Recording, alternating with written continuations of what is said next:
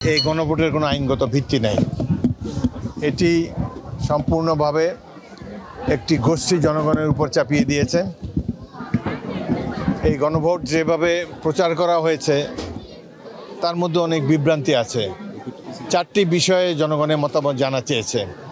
একজন ব্যক্তি যে 2টি বিষয়ে একমত, অন্য 2টি বিষয়ে একমত নয়, তার তো কোনো চয়েস নাই যে কীভাবে সে জানাবে। তাকে হ্যাঁ বা না একটা এক পক্ষেই নিতে হবে। এটার একটা গলদ। তবে এই ধরনের গণভোটে যেখানে সংবিধান সংশোধন হবে সেটা একমাত্র এমপিরা করতে পারে, জনগণের নির্বাচিত প্রতিনিধিরা। কিন্তু এখানে ঢাকার একটা এলিট গোষ্ঠী এটা জনগণের উপর চাপিয়ে দিয়েছে। আমাদের দল বিএনপি এটাতে প্রথমে রাজি হয়নি, কিন্তু দেখা গেল যে বিএনপি যদি রাজি না হয় তাহলে আর নির্বাচনই হয় না, এরা নির্বাচন ছেড়ে বাড়ি চলে যাবে। এখানে যে উচ্চকক্ষ আছে, উচ্চকক্ষে তারা কিভাবে এমপি হবে? যে দল 1 লাখ ভোট পাবে তারা একজন এমপি পাবে। তো 1 লাখ ভোট তো সহজ। সুতরাং যাদের কখনো জনগণের ভোটে এমপি হওয়ার সুযোগ ছিল না, তারা এই সুযোগটি লুফে নিয়েছে।